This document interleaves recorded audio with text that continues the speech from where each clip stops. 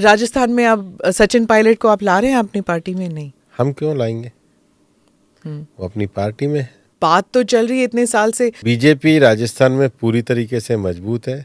कांग्रेस पिछले 5 साल से रुमाल झपट्टे का खेल खेल रही है। गहलोत साहब कह रहे हैं, उन्होंने तो गद्दार भी कह दिया सचिन पायलट को। अब वो जो भाषा का राजनीति में अपने साथी के लिए प्रयोग करते हैं, कभी भी अपने साथी के लिए कोई राजनीति में अगर मर्यादाहीन भाषा का प्रयोग करता है तो वो उनकी निजी विषय, लेकिन नहीं करना चाहिए। राजस्थान में अशोक गहलोत और सचिन पायलट दोनों के नेतृत्व में, संयुक्त नेतृत्व में जिस प्रकार से आपस में लड़ाई झगड़े हुए हैं, उसने इस बात को दर्शाया है कि राजस्थान में कानून व्यवस्था, बिजली की व्यवस्था, ग्रामीण इंफ्रास्ट्रक्चर के विकास की व्यवस्था पूरे तरीके से चरमरा गई है।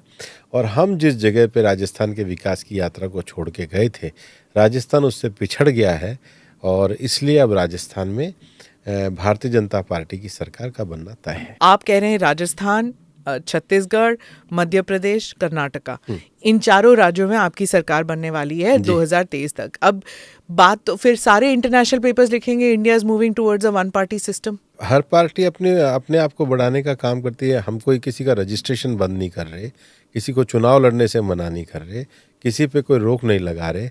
हम जनता की सेवा कर रहे हैं, जनता आशीर्वाद दे रही है, तो इसमें फिर क्या होना चाहिए। दूसरी पार्टियां हैं वो कहते हैं कि आप साम दाम दंड भेद सब कुछ इस्तेमाल करते हैं, सारी इकाई आपके साथ है, चाहे ईडी हो, सीबीआई हो, सबका इस्तेमाल करते हैं। तो फिर हम हिमाचल क्यों हार गए? अगर इतना ही होता अब तो फिर हम क्यों हारते? हमारी केंद्र में सरकार थी, दिल्ली में हमारे 7 लोकसभा चुन के आए, बाद में हम दिल्ली विधानसभा हार गए। ये तो विपक्ष का एक तरीका बन गया है कि हार जाओ तो आरोप लगाओ, जीत जाओ तो अपनी जीत बताओ। ऐसे तो काम नहीं चलता है।